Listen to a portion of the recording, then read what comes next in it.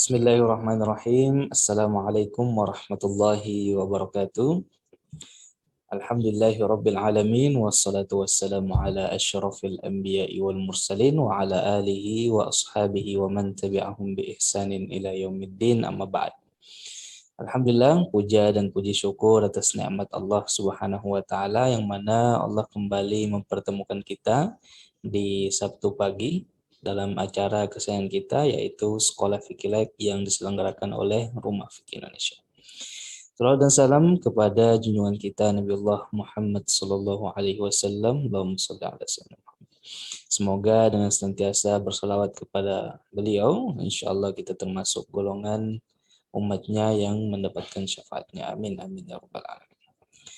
Jamaah Sekolah Fikih Live yang dirahmati Allah Subhanahu wa taala, sebagaimana jadwal kita di Sekolah Fikih Live, di Sabtu pagi kita akan kembali mengkaji yaitu kitab Bulughul Maram, membahas tentang bab berburu.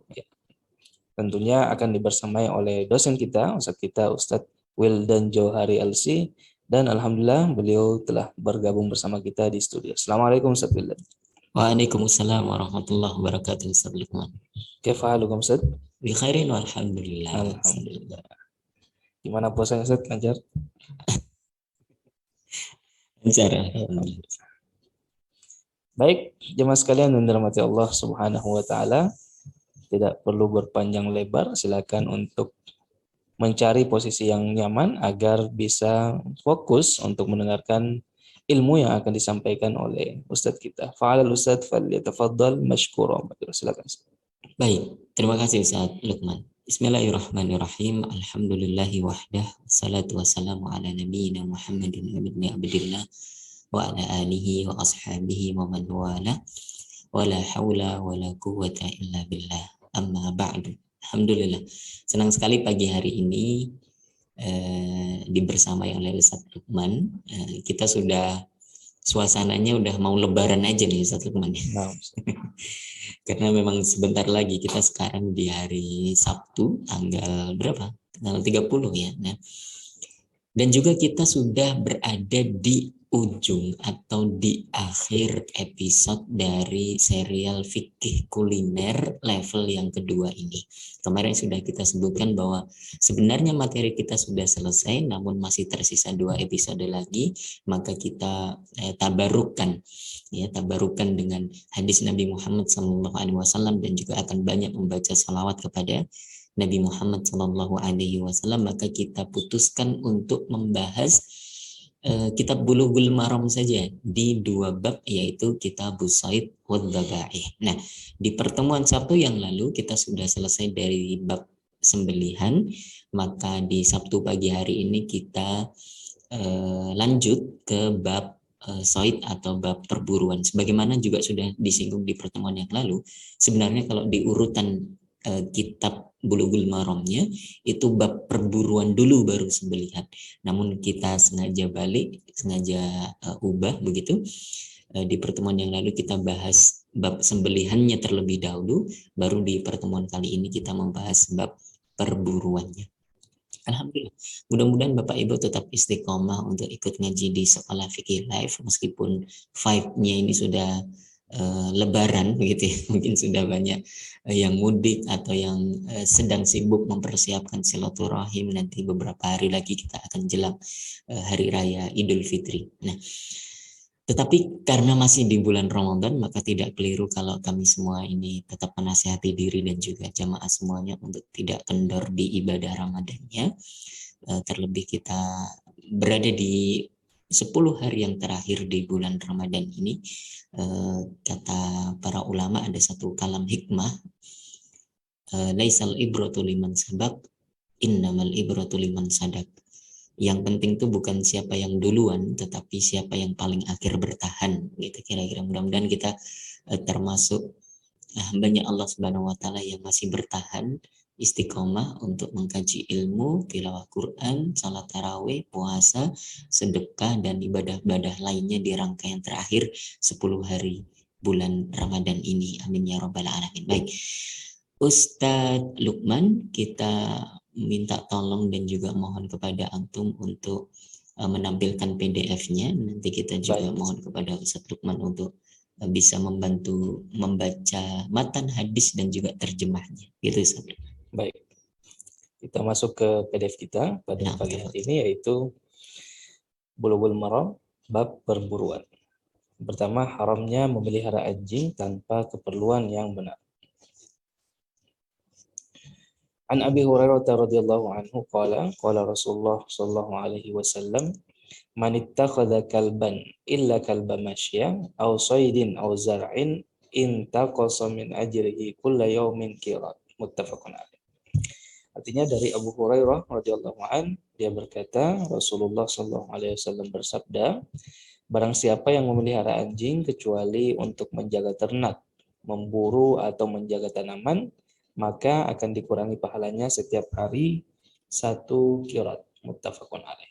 Baik, ini hadis yang pertama yang disebutkan di dalam bab perburuan ini. Belum berbicara tentang perburuan secara spesifik, tapi berbicara soal objek yang kemudian dijadikan sebagai alat berburu, atau para ulama justru memberikan judul ini tahrimu iktina'u al-kalbi li ghairi darurah. Ya, kira-kira kalau diterjemahkan itu haramnya memelihara anjing tanpa keperluan yang benar. Tadi sudah dibacakan hadisnya, hadis sahih diriwayatkan oleh Al-Imam Al-Bukhari dan Muslim dari sahabat mulia Abu Hurairah radhiyallahu taala anhu. Kita kalau membaca terjemahnya tadi itu mungkin agak bingung, tapi kita bisa geser sedikit urutan terjemahnya itu menjadi begini. Bahwa Rasulullah Shallallahu Alaihi Wasallam bersabda, barang siapa yang memelihara anjing maka akan dikurangi pahalanya setiap hari 1 qirat, gitu ya. Itu satu kalimat yang sempurna, satu. Kemudian koma, kecuali kalau anjingnya itu untuk menjaga ternak, ya, untuk berburu atau juga menjaga tanaman. Nah, begitu kira-kira untuk lebih mudah memahami hadis ini. Baik. Apa yang kemudian bisa diistimbat atau bisa disimpulkan dari hadis yang pertama ini? Ini keterangan saya ini saya sarikan atau saya ringkaskan dari kitab I'lamul Anam Syarah Bulughul Maram, ya, sebuah syarah dari kitab Bulughul Maram karangan ulama kontemporer Syekh Nuruddin Itar, ya, beliau Syekhul Muhaddits wal Fiqh wa Ulumul Quran, pokoknya mutafandin sekali beliau, Al-Allamah Syekh Nuruddin Itar, yang belum lama ini wafat, kira-kira tahun lalu atau tahun sebelumnya begitu, rahimahullah taala. Beliau seorang ulama di Damaskus, Syria, begitu ya. Beliau menulis kitab Syarah Bulughul Maram ini yang dijadikan diktat perkuliahan beliau, dan uniknya beliau mengajar Bulughul Maram itu dari hafalan beliau. Jadi ketika mengajar atau mensyarah Bulughul Maram ini tidak sedang melihat kitab A, B, dan C begitu, tetapi langsung faidah-faidahnya, syarahnya itu keluar dari hafalan dan juga lisan beliau, masya Allah, rahimahullah ta'ala. Nah, saya sarikan dari kitab itu, I'lamul Anam Syarah Bulughul Maram di jilid yang keempat kalau di kitab As-Said Ad-Dabai ini. Apa yang pertama kita bisa pelajari? Para ulama menyebutkan pertama, hadis ini memuat larangan memelihara anjing. Kenapa dilarang? Karena berimplikasi pada berkurangnya pahala sebesar 1 qirat setiap harinya. Jadi tadi Nabi menyebutkan siapa yang memelihara anjing, maka pahalanya itu akan berkurang setiap hari 1 qirat. 1 qirat itu sebesar apa? Kalau kita baca di riwayat yang lain di bab penyelenggaraan jenazah, begitu ya. Jadi siapa yang ikut memandikan, mengkafani, kemudian mengebumikan, begitu kan? Nah, itu pahalanya akan seperti 1 qirat, atau di riwayat yang lain mengatakan 2 qirat. Kemudian ditanya oleh sahabat, 1 qirat itu sebesar apa? Ya, Nabi kemudian menjawab, 1 qirat itu semisal atau sebesar gunung Uhud, 1 gunung Uhud. Artinya banyak banget, gede banget gitu. Jadi sayang sekali kalau seseorang itu tanpa sengaja tidak mendapatkan passive income, tapi dosa pasif. Dosa pasif gitu ya. Apa sih Pak? Jadi setiap hari itu karena dia memelihara anjing, maka dosa atau pahalanya itu berkurang begitu. pahalanya berkurang sebesar 1 qirat, dan itu sebuah hal yang besar yang rugi kalau seorang muslim itu sampai terjadi hal yang demikian. Nah, karena berkurangnya pahala ini bahkan setiap hari itu 1 qirat, maka hal ini menunjukkan sebuah keharaman.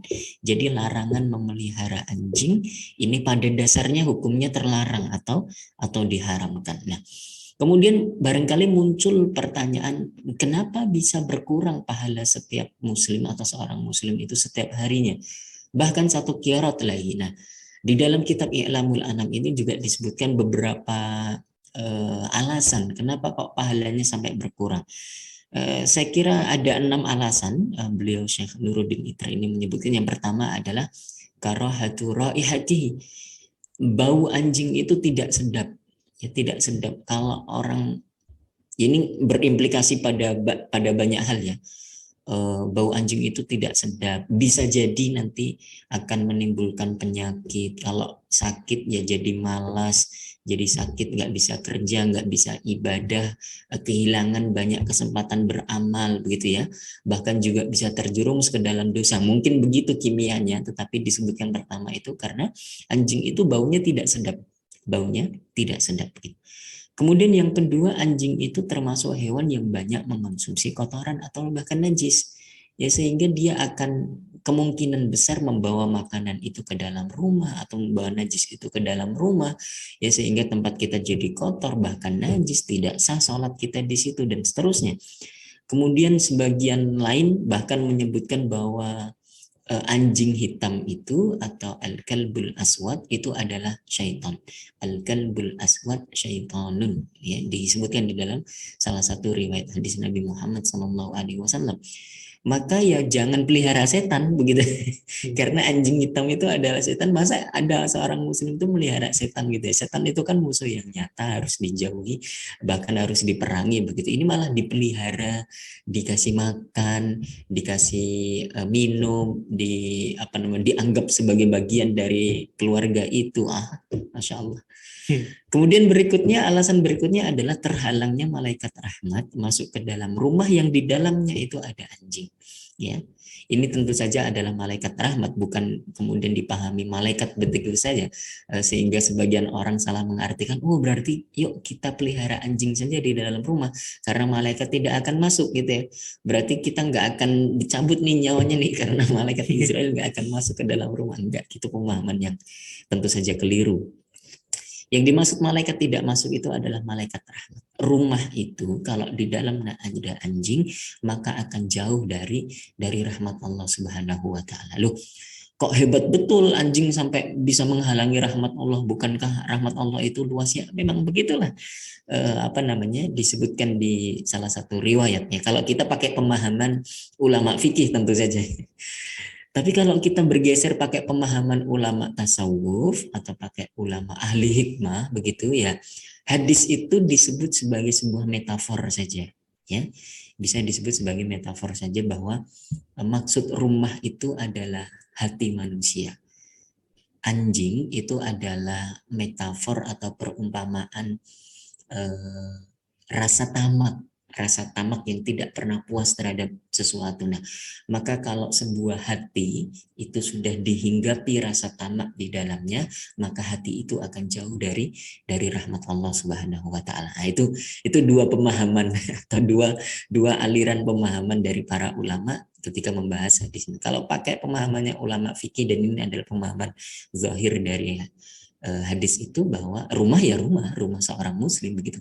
Kalau di dalamnya dipelihara anjing, ya anjingnya itu masuk ke dalam rumah, maka rumah ini akan jauh dari rahmat Allah. Maksudnya malaikat rahmat tidak akan masuk ke dalam rumah itu. Tetapi berbeda kalau pemahamannya dibawa oleh ulama ahli hikmah atau ulama ahli tasawuf begitu. Wallahu taala alam. Kemudian alasan berikutnya kenapa kok dalam tanda kutip memelihara anjing ini sebuah bentuk kerugian atau bahkan tadi pahalanya bisa berkurang setiap harinya 1 qirat. Para ulama menyebutkan bahwa biaya perawatan terhadap anjing itu, al-infaq alal kalbi itu min tadyi'il mal, termasuk menghambur-hamburkan harta atau termasuk menyia-nyiakan harta. Nggak ada gunanya gitu ya. Sebagian kita hari ini Ustaz Lukman, Masya Allah, pada orang pelihara anjing tuh perawatan untuk anjingnya itu luar biasa mahal atau besar, tidak sedikit ya.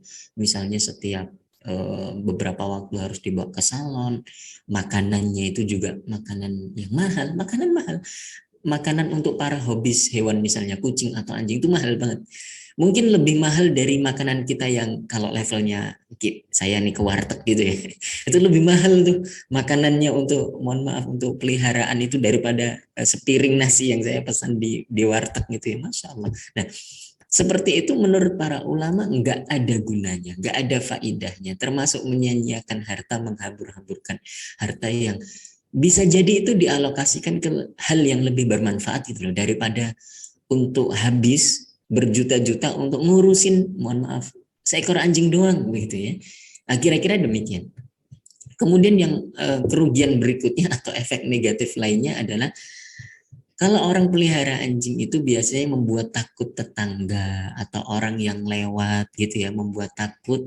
Takut apa?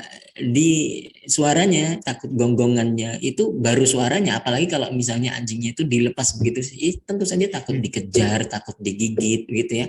Nah, itu mengganggu manusia lah, bahkan mengganggu manusia, tidak hanya kaum muslim tetapi bahkan juga orang umum yang lewat di rumah kita, atau bahkan teman-teman kita yang non muslim bahkan juga akan terganggu karena mengganggu kedamaian gitu. Mengganggu kedamaian. Ada orang tuh yang sampai pindah rumah. Kenapa?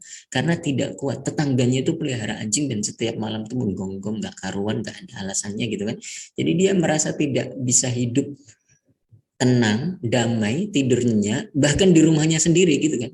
Gara-gara apa? Gara-gara tetangganya pelihara anjing yang dalam tanda kutip tidak bisa mengkondisikan anjingnya atau tidak bisa bertanggung jawab dengan anjingnya tersebut. Maka dari situlah poin-poin itu yang kalau dirumuskan, kemudian dicari-cari apa namanya logikanya begitu, ini pada umumnya merugikan. Ya, pada umumnya merugikan. Jadi kembali ke hukum dasar awal tadi itu, bahwa berdasarkan hadis ini Nabi Shallallahu Alaihi Wasallam melarang atau adanya larangan atau keharaman seorang muslim itu memelihara anjing. Hukum dasarnya demikian.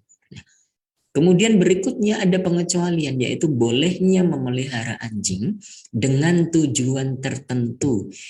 Seperti yang disebut di dalam hadis tadi itu, ya, di dalam hadis tadi itu disebutkan ada beberapa tujuan yang kemudian Nabi membolehkan seorang muslim itu memelihara anjing. Pertama, untuk menjaga ternak atau kebun, ya, untuk menjaga ternak atau zara, kebun gitu, dari gangguan pencuri atau dari gangguan serigala, hewan buas yang bisa memakan atau menerkam ternak kita begitu ya. Kemudian kita meng-hire anjing itu untuk kemudian membantu menjaga ternak atau kebun. Nah, itu diperbolehkan seperti itu. Atau juga dalam tanda kutip menjadi teman di tengah gurun bagi seorang penggembala gitu ya. Mereka kan, karena anjing itu kan lebih, dalam tanda kutip, lebih komunikatif daripada hewan ternak, daripada kambing, daripada unta, sapi gitu kan. Tentu saja lebih bisa diajak komunikasi anjing ini karena mudah untuk dilatih gitu ya. Misalnya untuk mengambilkan sesuatu, atau misalnya untuk apa, tujuan-tujuan tertentu lainnya. Nah, itu bisa dalam tanda kutip menjadi teman. Dan alasan ini kemudian menjadi pengecualian yang tadi berdasarkan hukum awalnya itu terlarang, kemudian menjadi boleh atau mubah gitu. Kemudian yang kedua, tujuan kedua adalah menjadi alat untuk berburu, ya, menjadi alat untuk berburu atau bahkan membantu dalam proses perburuan seseorang itu. Bisa ia yang menjadi alat berburu seperti ketika ketika disuruh kemudian dia lari dan menerkam hewan buruan begitu, atau hanya sekedar mengambilkan hewan buruan yang terkena lemparan panah atau tombak dari si pemilik anjing ini begitu ya. Ketika seseorang melemparkan anak panah atau tombak kemudian mengenai hewan buruan, kemudian karena jauh jaraknya begitu misalnya, dia nyuruh si anjing ini untuk membantu dalam proses mengambil hewan buruan tersebut. Nah, itu diperbolehkan oleh Nabi Muhammad SAW. Nah, kemudian berikutnya di poin yang keempat, para ulama juga sepakat kebolehan memelihara anjing ini untuk tujuan tertentu yang disebut dalam hadis tadi, ya, atau juga hal-hal yang lainnya yang ada hajat atau maslahat di dalamnya, begitu ya. Seperti misalnya anjing di kepolisian itu kan digunakan untuk melacak pelaku tindak kriminal, begitu ya misalnya, atau kemudian untuk menemukan barang-barang terlarang, narkoba dan seterusnya. Ini memang menggunakan anjing karena anjing ini dinilai hewan yang tangkas, begitu, kemudian punya penciuman yang tajam, jadi dia bisa digunakan dalam proses pencarian baik korban maupun tersangka atau pelaku kriminal, begitu. Nah, ini juga diperbolehkan. Tetapi para ulama juga memberikan ketentuan, sebaiknya atau anjurannya tetap anjing itu tidak dimasukkan ke dalam rumah. Ini sebagai win-win solution atau apa namanya, jam'an bainal adillah, begitu ya. Silahkan memelihara anjing dengan tujuan-tujuan yang diperbolehkan tadi itu, seperti menjaga ternak, menjaga kebun, menjaga rumah dari maling, atau tadi dalam konteks kepolisian, gitu ya, keamanan, ketertiban, itu diperbolehkan. Tetapi baiknya tetap jangan sampai masuk ke dalam rumah ya. Dibikinin rumah atau kandang khusus di luar rumah, di samping pagar atau di halaman, begitu ya. Jadi tidak perlulah sampai anjing itu sampai masuk ke dalam rumah kita. Begitu kira-kira sebagai bentuk apa ya, anjuran dari para ulama yang saya kira baik sekali. Kemudian poin yang kelima, ini mazhab Maliki menyimpulkan sucinya air liur anjing dari hadis tadi itu, dan juga dari nas Al-Quran, bahwa Allah Subhanahu wa taala dan Rasulnya itu membolehkan menggunakan anjing untuk berburu, sehingga dari sini mazhab Maliki menyimpulkan bahwa air liur anjing itu suci karena bolehnya untuk digunakan untuk berburu ya. Sedangkan ada sebuah kaidah al-idnu fi syai' al-idnu fi mukammilatil maqsud. Kata para ulama mazhab Maliki, izin atau kebolehan dalam satu hal itu menunjukkan kebolehan turunan-turunannya, begitu kira-kira. Jadi anjing itu diperbolehkan untuk dijadikan sebagai alat berburu, gitu ya.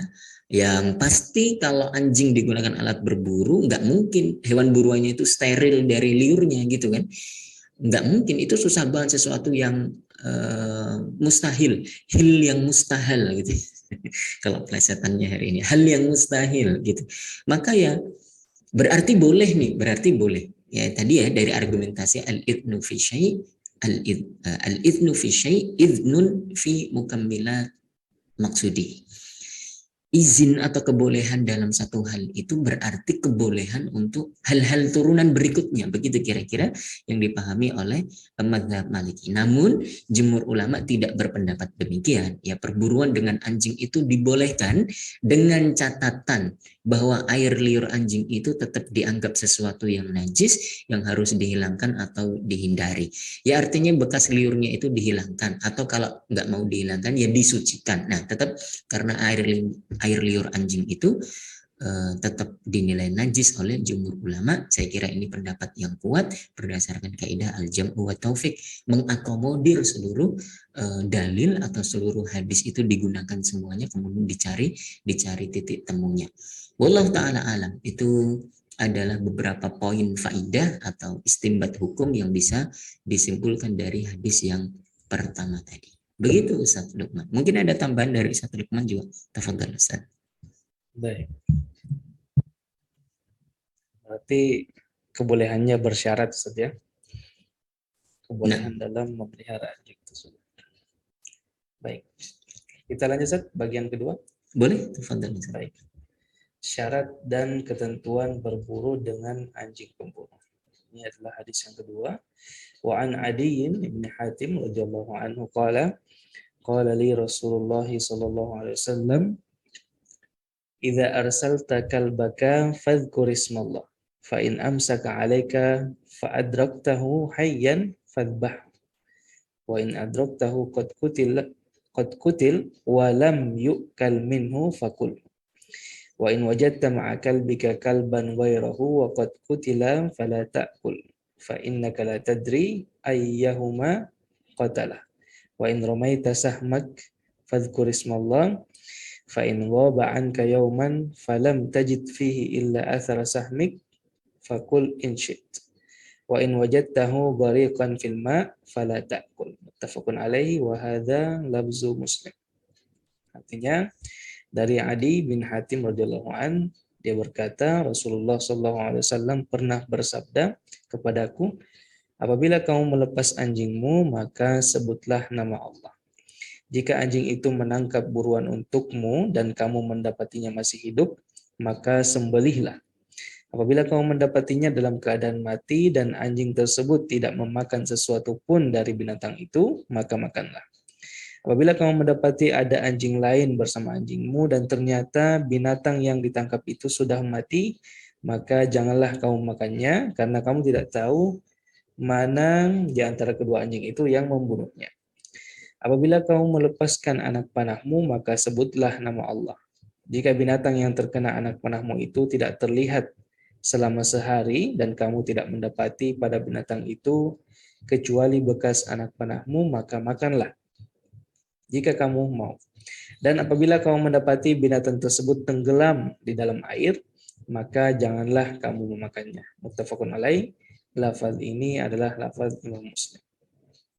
Baik, Ustadz Lukman dan juga jamaah Bapak Ibu yang saya muliakan, hadis yang baru saja dibaca oleh Ustadz Lukman ini, menurut para ulama ini adalah hadis pokok, hadis inti, ya, atau hadis primer banget yang dijadikan untuk menelurkan kaidah-kaidah di dalam perburuan. Hampir-hampir seluruh rukun perburuan itu termuat di dalam hadis ini, baik dari siapa yang berburu, kemudian atau said begitu ya, kemudian alatus said, alat yang digunakan untuk berburu, kemudian asaid, cara berburu, dan juga hewan buruan, itu hampir-hampir rukunnya itu semuanya termaktub dan ketentuannya itu dalam hadis ini, hadis dari Adi bin Hatim radhiyallahu taala anhu ini. Baik, kita akan urai satu persatu, insya Allah istinbat hukum apa yang bisa ditelurkan dari hadis ini. Yang pertama adalah kalimat idza arsalta kalbaka. Ini adalah sabda Nabi Muhammad SAW untuk sahabat mulia Sayyiduna Adi bin Hatim radhiyallahu taala anhu. Idza arsalta kalbaka. Kalimat ini oleh para ulama menjadi dalil disyariatkannya berburu dengan anjing terlatih, sebagaimana juga ditegaskan di dalam Quran surat Al-Maidah ayat yang keempat. Begitu ya, Allah Subhanahu wa taala berfirman, wa ma'allamtum minal jawarihi mukallibina tu'allimuna mimma 'allamakumullah. Dan juga dari hewan-hewan yang engkau latih yang kamu gunakan untuk berburu, begitu. Jadi dalil disyariatkannya berburu dengan anjing yang terlatih. Nah, dalam kata kalbaka, anjingmu, gitu ya. Sedangkan kalimat kalbaka itu menerangkan keumuman anjing yang digunakan untuk alat berburu. Yang penting syaratnya itu dia terlatih. Jadi soal jenisnya apa, warnanya apa, itu umum, tidak kemudian dibatasi oleh Nabi Muhammad SAW. Mau anjing itu anjing pudel misalnya, anjing pudel itu anjing yang kecil gitu ya, atau anjing herder misalnya, atau anjing apa tuh Siberian Husky gitu ya, apapun jenisnya, apapun warnanya, itu boleh sah untuk digunakan sebagai alat berburu atau membantu dalam perburuan. Yang penting syaratnya satu, dia adalah anjing yang mu'annam, ya, yang terlatih, yang sudah memang ditadrib khusus, digunakan sebagai alat berburu, begitu. Nah, next bisa kebet lagi. Nah, kemudian di kalimat fadhkurismallah, idza arsalta kalbaka fadhkurismallah, adalah dalil wajibnya menyebut asma Allah Subhanahu wa taala saat melepas anjing untuk berburu. Ini merupakan pendapat jumhur ulama, sebab kalimat perintah ya atau fi'lul amri itu lil wujub pada dasarnya. Sebuah kata perintah itu hukum dasarnya adalah menunjukkan sebuah kewajiban. Maka dari situlah jumhur ulama juga menyimpulkan bahwa menyebut asma Allah Subhanahu wa taala atau tasmiyah ya dalam hal berburu itu sama persis dengan bab sembelihan, yaitu hukumnya wajib. Ya, demikian juga saat melepas anak panah, tombak atau senapan, ya ketika membidik kemudian melempar atau melepas anak panah, melempar tombak, atau kemudian menembak dengan senapan gitu misalnya, itu oleh jumhur ulama wajib untuk kemudian menyebut asma Allah Subhanahu wa taala. Bismillah gitu. Nah, adapun mazhab Syafi'i menyimpulkan bahwa tasmiyah hukumnya sunnah, tidak sampai kepada level wajib. Ini sudah sering sekali kita ulang-ulang dalam hal ini. Nah, uniknya adalah ini. Jika lupa membaca tasmiyah, maka hasil buruan tetap halal dimakan menurut mazhab Hanafi, Maliki, dan Syafi'i. Kalau lupa, ini agak berbeda antara bab sembelihan dengan bab perburuan. Yang menjadi beda cuma pendapat Hanabilah saja.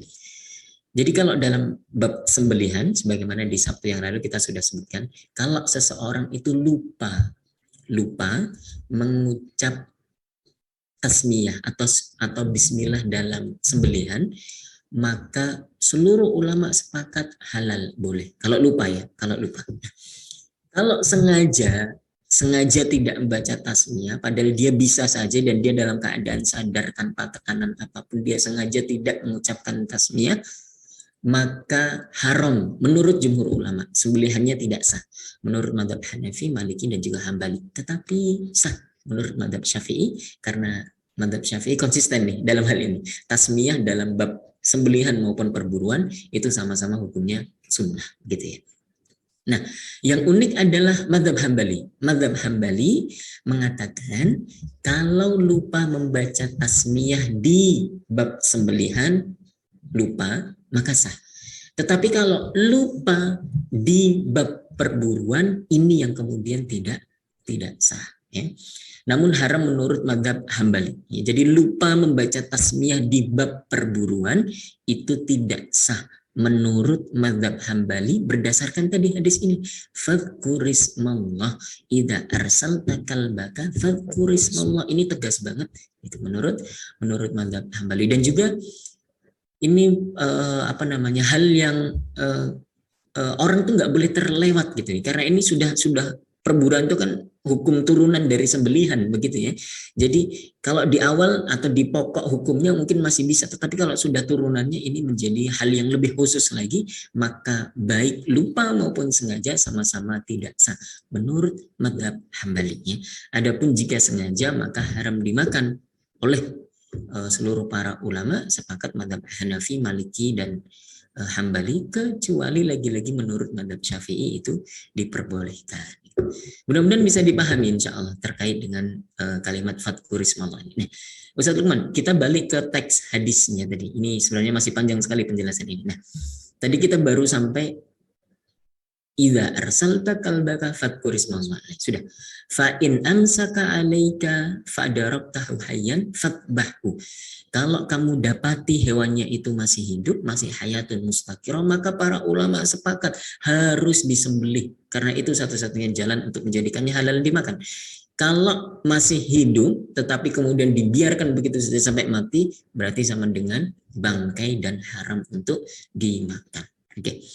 Wa in adaraktahu qad qutil. Nah, kalau kamu dapati hewannya itu sudah mati di tangan hewan buruan kita, di tangan anjing kita, ya, walam yu'kal minhu fakulhu, dan anjing kita tidak ikut makan darinya, memang ini anjing yang sudah terlatih. Makanya dari sini juga nanti dirumuskan oleh para ulama apa sih maksud anjing yang terlatih, apa maksud kalbun mu'allam itu apa. Satu, dia pergi ketika kita suruh pergi. Jadi bukan pergi atas dasar keinginannya si anjing ini, tidak. Tetapi atas dasar keinginan atau perintah dari si tuannya, si pemilik anjing.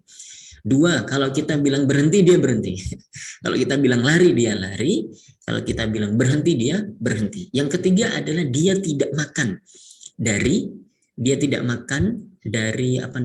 hasil buruan itu. Kalau dia makan begitu ya, oh berarti anjing ini berburunya untuk dirinya sendiri, bukan untuk si pemilik anjing, begitu kira-kira. Nah, wa in wajadta ma'a kalbika kalban ghairahu wa qad qutila fala ta'kul. Nah, ini penting juga. Kalau kamu dapati ternyata hewan buruan itu dikejar oleh dua anjing, ya, kalban ghairahu wa qad qutil, dan sampai hewan tersebut mati, fala ta'kul, maka tidak boleh dimakan. Ini maksudnya adalah Kalau satu hewan buruan, misalnya rusa gitu ya, diburu oleh 2 anjing yang terlatih. Dengan catatan, anjing yang satu ini milik seorang muslim, anjing yang lainnya ini milik orang yang tidak sah sembelihannya atau tidak sah perburuannya. Nah, dengan catatan seperti itu. Ya, jadi kemudian dua-duanya itu mengejar satu hewan buruan yang sama dan sampai mati, maka ini tidak diperbolehkan atau dianggap haram. Fala ta'kul, kata Nabi, tidak boleh kamu makan. Kenapa? Fa innaka la tadri ayyuhuma qatalahu, karena kamu nggak tahu pasti mana yang mematikan kijang itu. Apakah anjingmu, yang kalau anjingmu saja itu boleh, ataukah anjing satu lagi yang itu adalah milik orang yang tidak sah sembelihan atau perburuannya, sehingga terkumpul pada satu hewan buruan itu 2 sisi yang halal dan sisi yang haram. Maka dalam bab ini kita kuatkan yang sisi haramnya sehingga tidak diperkenankan untuk dimakan. Dengan catatan tadi ya, kalau anjing itu adalah atau berasal dari orang yang tidak sah perburuannya atau tidak sah sembelihannya. Berbeda ceritanya kalau kondisinya seperti ini. 2 anjing ini adalah sama-sama dari 2 orang yang sah perburuannya. Nah, misalnya kita berburu dengan ya sekelompok kaum muslimin bareng-bareng gitu misalnya, dan ini semuanya sudah tahu teknik supaya menjadikan halal. Bismillah, kemudian anjingnya terlatih. Nah, kalau 2 anjing ini sama-sama memburu satu hewan yang sama, maka tetap diperbolehkan. Kenapa? Karena dua-duanya berasal dari orang yang sah sembelihannya dan juga memang kita tahu begitu ya. Nah, atau juga kondisi yang berikutnya, kijang itu hewan buruan ini satu, tetapi diburu oleh 2 anjing yang terlatih, tetapi cuma ditangkap saja dan tidak sampai mati, gitu ya. Cuma ditangkap saja dan tidak sampai mati. Kemudian kita samperin tuh, kemudian kita sembelih, begitu ya, kita sembelih. Nah, yang seperti ini juga kemudian halal untuk dimakan. Meskipun anjing yang satu itu dari orang yang tidak sah perburuan atau sembelihannya. Tetapi karena hewan buruannya masih hidup dan kita sembelih sendiri, maksudnya sempat disembelih, matinya itu karena disembelih, bukan karena serangan 2 anjing tadi itu, maka ini halal untuk dikonsumsi. Demikian kira-kira penjelasan dari wa in wajadta ma'a kalbika kalban ghairahu wa qad qutila fala ta'kul fa innaka la tadri ayyuhuma qatalah. Oke. Kemudian berikutnya wa in ramaita sahmaka fadhkurismallah. Nah, ini juga menelurkan hukum yang sama, bahwa baik melepas anjing atau melepas anak panah atau sebelum melempar tombak atau sebelum melepaskan tembakan dengan senapan, itu kemudian jumhur ulama mewajibkan adanya tasmiyah, menyebut nama Allah Subhanahu wa taala. Fa in ghaba anka yauman falam tajid fihi illa athara sahmika. Nah, kalau kemudian hilang 1 hari ya, kemudian misalnya kita menembak buruan, kemudian dia terkapar tapi masih bisa kabur, hilang dari pandangan kita, kemudian didapati ya oleh pemburu itu, didapati sudah mati tetapi tidak ada bekas lain kecuali ya tembakannya tadi itu, maka boleh untuk dimakan. Fakul insyita, kata Nabi Muhammad SAW. Kalau tidak ada bekas luka lain gitu ya, kecuali ya karena tembakan kita tadi itu, meskipun kita dapati dia sudah mati dan meskipun sempat hilang dari pandangan kita, tetapi karena tidak ada bekas lain di dalam tubuhnya kecuali peluru kita, anak panah kita atau tombak kita, maka boleh untuk dikonsumsi. Itu satu qaid atau satu dhabit, satu kaidah di dalam mazhab Hambali. Nah, mazhab Syafi'i menambahi. Mazhab Syafi'i yang menjadi yang menjadi indikator adalah ketika ditembak tadi itu dia terkena bagian vital atau tidak. Maksudnya supaya ditentukan apakah ketika terkena peluru, anak panah atau tombak itu dia masih hayatul mustaqirrah atau hayatul matbuh. Kalau masih hayatul mustaqirrah, kemudian lenyap atau hilang begitu ya dari pandangan, kemudian nanti dikejar dan didapati masih hidup, masih hayatul mustaqirrah, maka harus disembelih. Tetapi kalau sudah mati dan tidak ditemukan lagi bekas selain itu, maka boleh-boleh saja. Boleh saja. Nah, kemudian yang menjadi lebih boleh lagi adalah ketika ditembak kemudian tinggal hayatul matbuh saja, maka ini meskipun hilang dari pandangan atau meskipun kemudian dia menabrak sesuatu atau meskipun nanti ditemukan di dalam air, tetapi kita yakin tadi ketika menembak itu hayatun atau hidupnya itu tinggal hayatul matbuh saja, maka halal untuk dikonsumsi. Itu menurut mazhab Syafi'i. Yang kemudian tidak boleh adalah begini. Ketika ditembak masih hayatul mustaqirah, kemudian hilang dari pandangan, begitu ya. Kemudian ketika didapati itu sudah mati dan ada bekas lain, misalnya bekas tertabrak atau kemudian tercemplung ke dalam air, ya. Padahal tadi kita ketika menembaknya itu masih hayatul mustaqirah, ini yang kemudian tidak diperbolehkan dikonsumsi karena kita nggak tahu dia itu matinya kenapa. Ya kan ketika kita tembak dia masih hayatul mustaqirah, begitu hilang nggak tahu lagi nih apakah nabrak pohon, kena batu atau diterkam hewan buas lainnya atau tenggelam di air, kan kita nggak tahu, maka ini tidak diperkenankan. Nah, agak rinci memang kalau di dalam mazhab Asy-Syafi'i ini, alhamdulillah. Oke. Kemudian Nabi melanjutkan wa in wajadtahu ghariqan fil ma fala ta'kul. Kata Nabi, kalau kamu dapati hewan buruanmu itu mati tenggelam di air, gitu ya. Kamu dapati dia sudah dalam keadaan mati dan di dalam air, entah itu mengambang atau apa begitu ya. Maka jangan dimakan karena bisa jadi kemungkinannya adalah matinya itu karena tenggelam di dalam air. Dengan catatan tadi kalau menurut mazhab Syafi'i, kalau ketika ditembak itu tinggal hayatul madbuh saja, maka korinah yang lain itu tidak dianggap. Ya. Begitu ditembak tinggal gerakan-gerakan meregang nyawa saja, ya misalnya itu seekor burung di atas pohon yang tinggi, maka ketika dia jatuh, dia akan nabrak-nabrak itu, terbentur ini, terbentur itu, atau bahkan jatuh di dalam air sekalipun, tetapi karena tadi diyakini tinggal hayatul matbuh saja, maka dalam hal ini tetap boleh untuk dikonsumsi. Wallahu ta'ala a'lam. Ini penjelasannya cukup panjang dan sudah kita lewati semuanya sebenarnya. Saya ingin menggarisbawahi bahwa hadis Adi bin Hatim ini menjadi hadis primer, pegangan utama, menjadi pedoman pokok dalam bab perburuan karena hampir-hampir memuat seluruh rukun perburuan itu di dalam hadis yang mulia ini. Wallahu ta'ala a'lam. Begitu Ustaz Lukman, bisa kita lanjutkan. Berarti bisa dikatakan setiap kajian fikih terkait perburuan tidak luput dari hadis Adi bin Hatim. Betul sekali Ustaz Lukman. Nah. Baik, kita lanjut ke hadis berikutnya, yaitu syarat dan ketentuan alat berburu. Wa an Adiyin qala sa'altu Rasulullah sallallahu alaihi wasallam an saydil mi'rad.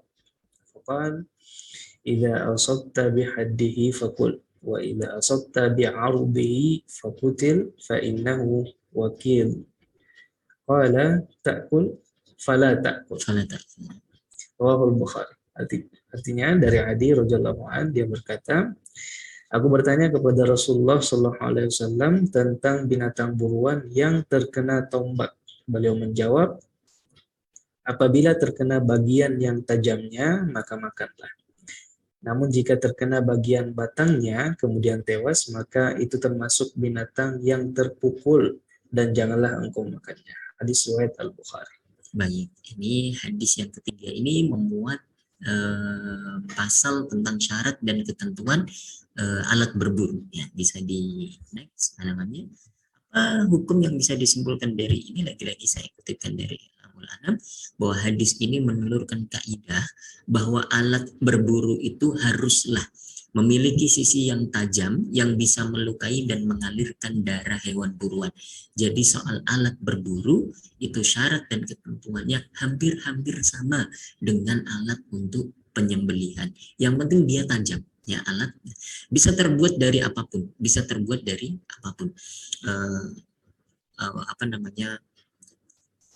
yang penting tajam dan bisa mengalirkan darah gitu. Nah, Kemudian tadi itu kan Nabi SAW ditanya oleh Adi bin Hatim juga radhiyallahu taala anhu, bahwa bagaimana kalau seseorang itu berburu dengan tongkat. Ya, al-mi'rad itu maksudnya tongkat yang salah satu ujungnya itu ada yang tajam dan yang lainnya tidak gitu ya. Kita bayangkan kayak tombak gitu lah ya. Bagaimana seseorang tuh berburu dengan tombak, kata Nabi SAW, kalau kemudian yang mengenai itu adalah bagian yang tajam, maka makanlah. Tetapi kalau mengenai hewan buruannya itu di bagian yang tumpul, ya kemudian mati, maka itu hukumnya seperti hewan wakid al-mauqudhah, hewan yang mati karena terpukul, hukumnya bangkai dan haram untuk dikonsumsi sebagaimana Allah Subhanahu wa taala berfirman di Quran surat Al-Maidah ayat 3, hurrimat alaikumul maitah waddamu wa lahmul khinzir wa ma uhilla li ghairillahi bihi wal munkhaniqah wal mauqudhah wal mutaraddiyah wan natihah wa ma akala sabu illa ma dzakaitu. Diharamkan bagimu itu darah, daging babi, dan juga hewan-hewan yang disembelih untuk selain Allah Subhanahu wa taala, wal munkhaniqah, hewan yang tercekik, wal mauqudhah, hewan yang mati terpukul atau dipukul, wal mutaraddiyah, hewan yang mati karena jatuh dari tempat yang tinggi, wan natihah, hewan yang natihah itu yang ditanduk oleh hewan lainnya, wa ma akala sabu, hewan yang terkam oleh hewan yang lainnya, illa man dzakaitum, kecuali yang sempat kamu sembelih. Nah, ini menjadi penegasan lagi dari ayat Al-Quran surat Al-Maidah ayat 3 ini, hadis yang baru saja kita baca. Wallahu taala alam. Bisa kita lanjutkan, Ustaz? Baik, kita lanjut ke hadis berikutnya, itu hadis keempat. Jika hewan buruan menghilang. Wa an Abi Tha'labah radhiyallahu an 'an Nabi sallallahu alaihi wasallam qala idza ramaita bisahmika faghaba anka fa adraktahu fakulhu ma lam yuntin, akhrajahu Muslim.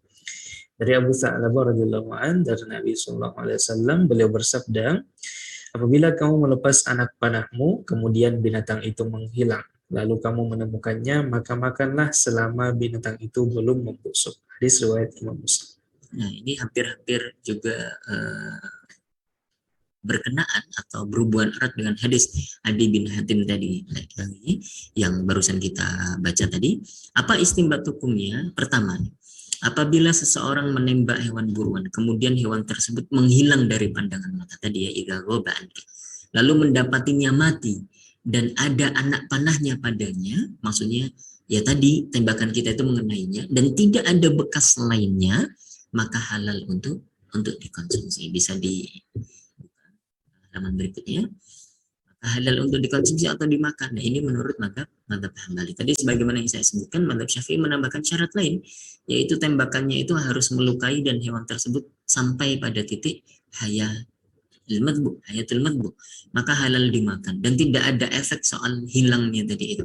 Apabila masih hayatul mustaqir dan hilang dari pandangan mata, kemudian didapati mati, maka haram karena kemungkinan matinya oleh sebab yang lainnya tadi, sebagaimana sudah kita jelaskan di awal. Nah, poin penting dari hadis ini adalah tadi tambahan di redaksi hadis, malam yuntin, apabila tidak atau selama tidak membusuk atau menjadi natinah, itu kan sesuatu yang busuk, yang bangkai yang sudah membusuk itu, tidak sekedar bangkai. Maksudnya begini, kita bedakan antara bangkai dan sesuatu yang sudah membusuk. Bangkai itu adalah hewan yang mati bukan karena sembelihan yang syar'i, gitu ya. Jadi misalnya ada kambing kita pukul pakai kayu, gitu kan, mati dia. Itu sudah jadi bangkai. Sudah jadi bangkai, meskipun misalnya dagingnya masih segar gitu, masih layak konsumsi, masih layak makan, katakanlah begitu, masih fresh gitu. Soalnya kalau di pikiran kita yang namanya bangkai itu ya sudah dagingnya itu menjadi bangkai, menjijikkan, kemudian ada belatung begitu kan, nggak layak lagi untuk dimakan. Nah kan begitu. Nah, harus dibedakan ini, Nah, hadis ini menjadi penting sekali bahwa tadi kalau kita mengenai hewan buruan, kemudian ghaba anka, hilang itu dari pandangan kita, kemudian kita masih coba cari begitu ya, kemudian kita dapati hewan itu mati terkena anak panah kita, dan tidak ada bekas lain kecuali bekas luka dari anak panah kita tadi itu. Boleh dimakan nggak? Boleh. Kan tadi itu hukum awal. Nah, menjadi tidak boleh kalau sudah kemudian membusuk dan rusak. Nah, itu jadi tidak boleh. Kena nih burung, kemudian dia sempat ngilang, ya kita masih kejar 1 hari sempat ngilang, kemudian kita dapati dia matinya itu kita pastikan kena anak panah kita. Ada anak panah kita di situ. Kemudian tidak ada bekas luka lain, tetapi dagingnya sudah berubah, ya taghayyar, sudah mulai membusuk, sudah mulai mengeluarkan bau yang tidak enak misalnya. Yang seperti itu kemudian tidak dibenarkan untuk dikonsumsi. Sebagian ulama mengatakan makruh litanzi. Makruh saja, tidak sampai ke soal hukumnya haram, tetapi jumhur ulama tetap enggak, jangan dimakan, ya. Jangan dimakan karena sudah yuntin tadi itu, yuntin. Nabi kan mengatakan fakul malam yuntin, makanlah selama belum menjadi rusak dagingnya, begitu ya. Ini kan sudah menjadi rusak, maka menurut zahir hadis tidak boleh untuk dimakan. Nah, itu faidah berharga dari hadis yang baru saja kita baca ini. Wallahu taala a'lam. Tafadhal Ustaz. Baik, sebelum kita lanjut ke hadis berikutnya, mari kita saksikan dulu tayangan yang mau lewat yang satu ini. Masya Allah. Untuk menambah wawasan keagamaan, Rumah Fikih Indonesia menyediakan buku-buku berkualitas untuk jamaah sekalian. Selengkapnya mengenai buku-buku tersebut, kunjungi rumahfikih.com/buku. Al-Quran dan hadis memang berisi perintah dari Allah dan Rasul-Nya. Tapi apakah semua perintah dalam Al-Quran dan hadis itu artinya adalah wajib? Ternyata memang tidak semuanya wajib. Kadang-kadang perintah di dalam Al-Quran itu berimplikasi hukum sunnah. Kadang-kadang di dalam Al-Quran perintah itu hukumnya mubah, padahal perintah. Bahkan dalam Al-Quran ada perintah tapi maknanya adalah tahdid. Kita bisa tahu dari mana? Di tangan saya ini ada buku cukup tebal, sekitar 577 halaman, ilmu usul fikih. Inilah ilmu yang harus diketahui oleh orang yang ingin mengetahui bagaimana Al-Quran menjadi dalil, bagaimana hadis Nabi menjadi dalil. Ini ditulis oleh Ustadz Isnan Ansari, yang mana kita bisa baca di halaman 280. Di sini ada contoh bagaimana perintah dalam Al-Quran artinya adalah sunnah, bagaimana artinya mubah, bagaimana artinya adalah tahdid atau menakut-nakuti. Kita contohkan satu di dalam halaman 281, perintah dalam Al-Quran artinya adalah mubah, yaitu dalam surat Al-Baqarah 172, ya ayyuhalladzina amanu, wahai orang-orang beriman, kulu min thayyibati ma razaqnakum, makanlah. Ya, meskipun perintah makan tapi artinya adalah mubah. Itu kita bisa baca dalam buku Ilmu Usul Fikih, dan buku ini bukan buku terjemah tapi ditulis sendiri oleh penulisnya, asli berbahasa Indonesia.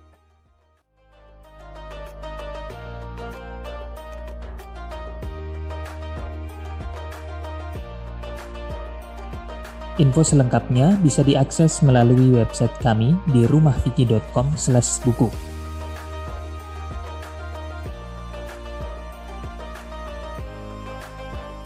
Pemesanan via WhatsApp melalui Ustadz Lukman Safri, LC, dengan... Baik, kita lanjut ke hadis berikutnya, yaitu tasmiyah dalam sembelihan dan perburuan. Nah, Wa an Aisyah radhiyallahu anha anna qauman qalu lin nabiy sallallahu alaihi wasallam inna qauman ya'tunana billah la nadri adzukira ismullahi alaihi am la faqala samullah alaihi antum wa kulu, rawahul Bukhari. Dari Aisyah radhiyallahu anha bahwasanya ada suatu kaum yang berkata kepada Nabi sallallahu alaihi wasallam, ada satu kaum membawa daging kepada kami. Tidak kami ketahui apakah mereka menyebut nama Allah waktu menyembelih atau tidak. Beliau menjawab, sebutlah nama Allah padanya dan makanlah. Hadis riwayat Al-Bukhari. baik, hadis ini terkait dengan perbedaan para ulama dalam bab tasmiyah atau menyebut nama Allah soal sembelihan. Jadi apakah dalam menyembelih itu harus menyebut nama Allah atau tidak? Begitu. Ini sebenarnya sudah kita ulang-ulang, tetapi ada poin-poin penting lagi yang perlu kita luruskan. Jadi kita tahu bahwa kesimpulan akhirnya adalah jumhur ulama dari kalangan mazhab Maliki dan juga Hambali mengatakan bahwa tasmiyah atau menyebut nama Allah itu hukumnya wajib dalam bab menyembelih maupun dalam bab berburu. Nah, hanya mazhab kita, mazhab Syafi'i yang kemudian mengatakan sunnah, ya, sunnah baik di dalam bab sembelihan maupun di dalam bab perburuan. Nah, kita sering sekali ajukan argumentasi di dalam mazhab Syafi'i ini, misalnya bahwa kehalalan sembelihannya orang-orang ahli kitab itu halal bagi kita, gitu ya, wa ta'amul ladzina utul kitaba halal lakum. Ini menjadi dalil mazhab Syafi'i bahwa boleh atau menyebut nama Allah atau tasmiyah itu bukan sebuah kewajiban tetapi kesunahan saja. Nyatanya Allah melegalkan atau menghalalkan sembelihannya ahli kitab. Sedangkan kita tahu kemungkinan besar ahli kitab itu tidak menyebut nama Allah ketika menyembelih hewan itu. Itu satu. Nanti juga hadis yang kemarin sudah kita bawakan di dalam bab sembelihan bahwa pada dasarnya seorang muslim itu cukup dengan namanya, gitu ya, bahwa dia karena kemuslimannya itu maka dianggap dia itu sudah menyebut nama Allah Subhanahu wa taala, begitu. Nah, tapi kali ini kita pengen tahu apa argumentasi dari jumhur ulama yang kemudian mewajibkannya. Beberapa poin sudah kita lewati, ya. Kita baca dulu nih istinbat hukumnya. Ada dua hal pokok di dalam hadis ini yang perlu kita pahami. Pertama, bahwa pertanyaan Sayyidah Aisyah itu bahwa tadi gimana matan teks hadisnya? La nadri adzukira rasulullahi alaihi amla, begitu ya. Jadi kan Sayyidah Aisyah itu bertanya, boleh nggak sih kita makan daging ini sedangkan kita tidak tahu apakah disebut nama Allah atau tidak ketika menyembelihnya, kan begitu. Nah, jadi pertanyaan Sayyidah Aisyah itu muncul bukan muncul dari keyakinan bahwa sembelihan atau makanan itu tidak disebut nama Allah. Muncul bukan karena keyakinan bahwa tidak disebut nama Allah, tetapi justru muncul karena rasa takut jika tidak disebut nama Allah, kan begitu. Jadi karena muncul ini disebut nama Allah atau tidak ya, kemudian ditanyakan kepada Nabi. Nah, ini mengindikasikan bahwa di dalam benak Sayyidah Aisyah atau juga kaum muslimin pada zaman itu bahwa kalau tidak disebut nama Allah sebenarnya nggak boleh. Nah, gitu loh. Bisa dipahami ya, Sakluman ya, dan juga Bapak Ibu semuanya. Jadi kenapa pertanyaan itu muncul? Karena berawal dari pemahaman bahwa kalau tidak disebut nama Allah itu tidak kemudian boleh dimakan. Nah, justru itulah ini jangan-jangan tidak disebut nama Allah. Kemudian ditanyakan oleh Nabi Muhammad SAW. Nah, ini menjadi argumentasi jumhur ulama bahwa wajib tasmiyah dalam bab sembelihan, begitu ya. Dan yang kedua yang juga disepakati oleh para ulama adalah tasmiyah dalam hadis ini adalah tasmiyah sunnah sebelum memakan sesuatu. Maksudnya tadi kan Nabi mengatakan samullah antum wakulu, gitu ya. No. Sebutlah nama Allah oleh kalian kemudian makanlah. Nah, tasmiyah yang disebut Nabi itu adalah tasmiyah untuk sebelum makan. Ya kan kita disunahkan sebelum makan itu membaca bismillah. Bukan tasmiyah yang kemudian melegalkan sembelihannya. Itu dua hal yang berbeda. Menurut para ulama. Jadi bukan tasmiyah untuk menghalalkan sembelihan itu. Oleh karenanya jumhur ulama mewajibkan tasmiyah untuk sembelihan dan juga perburuan. Jadi kita tahu nih dalil kuatnya jumhur ulama yang kemudian mensyaratkan harus ada tasmiyah atau menyebut nama Allah dalam bab sembelihan dan juga perburuan. Tetapi kalau kita ngintip argumentasinya mazhab Syafi'i itu juga bukan argumentasi yang lemah, gitu ya. Lagi-lagi ini uniknya para ulama itu, Masya Allah, kalau kita punya dalam tanda kutip sedikit ilmu dan mau memahami keduanya, kalau kita lihat argumentasi dari jumhur ulama, kayaknya ini yang benar nih, gitu ya. Kayaknya ini yang benar nih, wajib nih. Tapi kalau kita lihat pendapatnya mazhab Syafi'i beserta argumentasinya, ini benar juga, kan gitu, kuat juga ini. Makanya untunglah, gini salah satu mungkin rahmat di dalam perbedaan para ulama itu, untunglah para ulama itu berbeda pendapat. Jadi Justru ada rahmat di situ.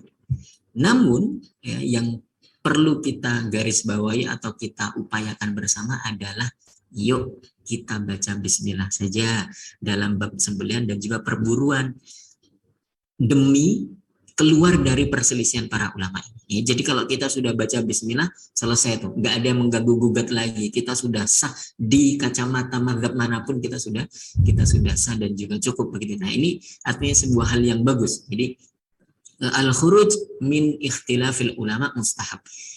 Mencoba melakukan satu hal yang bisa mengeluarkan kita dari perdebatan para ulama itu adalah hal yang mustahab, hal yang bagus yang perlu kita upayakan. Jadi lagi-lagi ya, pastikan saja kalau kita menyembelih hewan atau berburu, baca bismillah saja. Itu sudah win-win solution, sah di semua pendapat para ulama. Gitu. Kemudian hadis ini juga menelurkan kaidah bahwa pada dasarnya seluruh muslim yang berjualan di pasar dan sebagainya itu dihukumi sah sembelihannya berdasarkan dhahir syar'i kecuali diyakini betul ketidakabsahannya. Nah, ini menjadi kaidah yang penting juga ya, bagian dari al-yaqinu la yazulu bisyak begitu ya. Jadi pokoknya kalau dia seorang muslim pada dasarnya sembelihannya itu sah, begitu saja. Itu yang menjadi dasar argumentasi kita. Jadi nggak perlu ragu, nggak perlu was-was tuh. Kita mampir di warung pecel Lamongan gitu ya, di ayam bebek Madura di pinggir jalan gitu ya. Wah, ini nyembelihnya pakai bismillah atau enggak nih, gimana nih ayamnya, gimana bebeknya gitu ya. Hilangkan was-was itu, hilangkan keraguan-raguan itu, kita pakai hukum awalnya. Kita pakai hukum awal yang dirumuskan oleh para ulama bahwa pada dasarnya seorang muslim itu sah sembelihannya. Kecuali datang bukti betul yang menyebabkannya tidak sah. Begitu kira-kira. Maka nomor 3, masih berkaitan tadi kaidah besar lainnya, yaitu rasa ragu dan was-was itu harus dihilangkan dan disingkirkan jauh-jauh. Nah, kemudian yang keempat, sigat tasmiyah yang kemudian dianjurkan oleh para ulama adalah lafal Bismillahi Allahu Akbar. Itu lengkapnya, Bismillahi Allahu Akbar. Tapi kalau Bismillah saja kemudian menyembelih atau melepas hewan buruan itu juga sudah sah dan cukup. Nah, kita juga ada tambahan dari faidah ulama-ulama madzhab Syafi'i. Bagus juga kalau baca salawat gitu ya. Bismillahi Allahu Akbar, Allahumma salli ala Muhammad. Itu udah lengkap lagi tuh, sudah cakep lagi begitu ya, cakep lagi. Itu tambahan dari ulama-ulama kita madzhab Syafi'i. Wallahu taala alam. Kita bisa masuk ke hadis berikutnya, Ustaz Irsyad. Ustaz Luqman, afwan, Ustaz Luqman, tafadhol. Kita lanjut ke hadis berikutnya, yaitu tentang haramnya qazaf.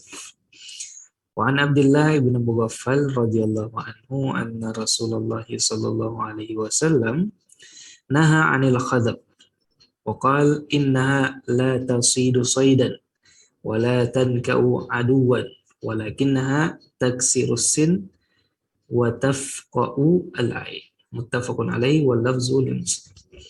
Dari Abdullah bin Mughaffal al-Muzani radhiyallahu an, bahwasanya Rasulullah SAW melarang berburu dengan cara melempar batu kecil. Beliau bersabda, hal itu tidak dapat memburu buruan dan tidak menyakiti musuh. Ia hanya meretakkan gigi serta membutakan mata. Muttafaqun alaih dan lafaz dari Imam Muslim. Baik, apa kesimpulan hukum yang bisa dirumuskan dari hadis ini? Pertama adalah larangan khadf tadi itu ya, melempar hewan buruan dengan kerikil kecil atau batu yang kecil begitu, sesuatu yang tidak bisa membunuhnya atau bahkan cuma gatal saja tuh hewan kena gitu ya. Cuma geli. Itu dilarang oleh Nabi Muhammad SAW. Nah, larangan ini nanti sebagian ulama menghukumnya sebagai makruh, bukan kemudian haram gitu ya. Bukan kemudian haram tetapi makruh saja. Nah, larangan ini berkaitan dengan kenapa kok dilarang sih? Karena tidak tercapai dari maslahat atau tujuan yang ingin dicapai itu ya.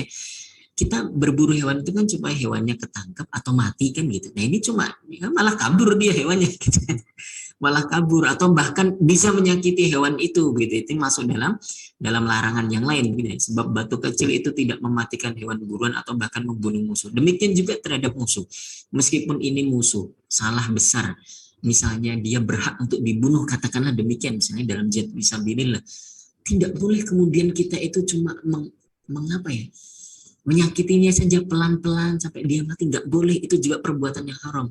Kita potong dulu tangannya kiri, kemudian kakinya kanan, kemudian kaki kiri, kita potong jari-jari jemarinya, kita congkel matanya. Nggak boleh. Kalau mau bunuh, bunuh aja langsung gitu. Tidak boleh kemudian menyakiti, menyiksa, dan seterusnya.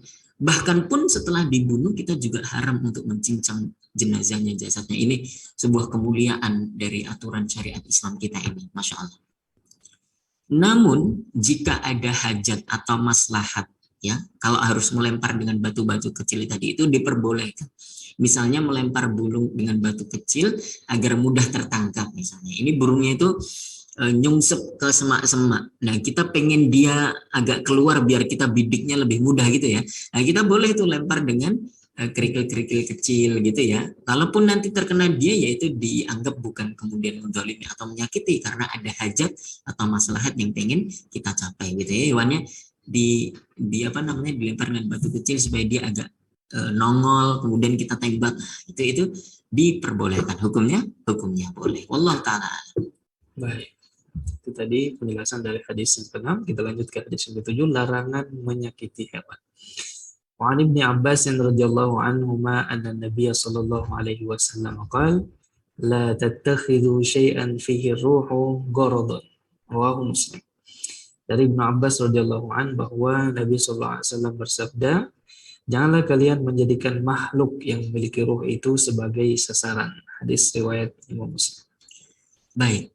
Ini lagi-lagi adalah kemuliaan atau kehebatan dari syariat kita ini. Irhamu man fil ardi yarhamkum man fis sama. Ya, berlaku rahmatlah, berkasih sayanglah dengan makhluk-makhluk yang ada di bumi, maka penduduk langit akan merahmatimu, akan berkasih sayang denganmu, begitu ya. Pun terkait dengan makhluk lain selain kita ini. Syariat kita itu menyuruh kita, memerintahkan kita untuk menjaga lingkungan, baik itu lingkungan yang sifatnya alam atau bahkan hewan-hewan. Termasuk juga larangan untuk menyakiti hewan, ya. La tattakhidhu syai'an fihi ruh gharadan. Jangan jadikan makhluk yang memiliki ruh itu sebagai sasaran tembak. Kelinci, Ustaz Lukman, anak-anak kecil ini biasanya ini harus kita kasih tahu. Mereka itu nangkep apa? Dulu saya masih kecil sih. Cicak Ustaz Lukman, cicak ditangkap, kemudian cicaknya diplester di tembok, jadi bidikan. Jadi apa namanya, latihan jitu-jituan nembak gitu ya. Itu nggak boleh kayak gitu tuh. Itu termasuk menyiksa binatang. Jangan jadikan makhluk yang bernyawa itu sebagai sasaran tembak. Haram menjadikan hewan yang hidup sebagai sasaran tembak sampai ia mati. Itu haram, dilarang oleh Nabi Muhammad SAW. Makanya kemarin di pertemuan yang lalu ya, ada faidah dari guru kita Ustaz Sarwat. Beliau agak sempat menanyakan bagaimana kalau di sebuah permainan itu, orang kan hari ini berburu itu kan jarang banget Ustaz Lukman nih. Jadi bagaimana kalau memang disengaja ada wahana untuk berburu. Jadi memang di satu tempat itu disediakan hewan untuk berburu gitu ya. Kemudian kita bisa latihan jitu gitu ya. Nah, maka Allah Ta'ala alam, saya menjawab dengan tergantung niatnya. Kalau kemudian niatnya itu hanya untuk menciderai atau untuk adu jitu saja gitu ya, maka itu termasuk perbuatan yang diharamkan ya. Berdasarkan hadis ini, la tattakhidhu syai'an fihi ruh gharadan. Jangan jadikan hewan yang makhluk yang hidup itu sebagai sasaran tembak yang niatnya cuma main-main saja untuk sasaran tembak saja. Tetapi boleh jika kemudian itu niatnya untuk berburu, kemudian mati, kemudian nanti kita makan itu. Nah, maka semuanya kembali kepada niatnya. Demikian kira-kira wallahu taala alam, ini larangan menyakiti hewan. Dan ini juga masih berkaitan dengan hadis yang kemarin kita bahas, innallaha katabal ihsana ala kulli syai'in fa idza qataltum fa ahsinu al-qitlah wa idza tabahtum fa ahsinu al-dhibha wa liyahidda ahadukum syafratahu wal yurih dzabihatahu. Masih berkaitan dengan itu, tentang larangan kita menzalimi, berbuat menyakiti hewan, ya, baik itu hewan buruan atau hewan yang ada di sekitar kita, karena itu bagian dari makhluk Allah Subhanahu wa Ta'ala. Sudah selesai Ustaz Lukman, alhamdulillahirabbil alamin. Jadi karena ini pertemuan terakhir, kita bersyukur kepada Allah kita diberi kesempatan untuk bisa menyelesaikan 16 episode di level yang kedua ini. Kalau bukan karena taufik dari Allah, ya, kita semuanya tidak akan mampu untuk menyelesaikan ini. Alhamdulillahirabbil alamin. Dan karena ini sesi yang terakhir, maka tidak ada pertanyaan. Begitu saja Ustaz Lukman. Baik, kita ucapkan jazakumullahu khairan katsiran kepada Ustadz kita, Ustadz Wildan Jauhari LC, atas ilmu yang sangat bermanfaat yang kita bisa ambil pada pagi hari ini terkait perburuan. Ada sekitar 7 hadis yang kita bahas, alhamdulillah, dengan lengkap dengan penjelasan dari istinbat hukum dari para ulama.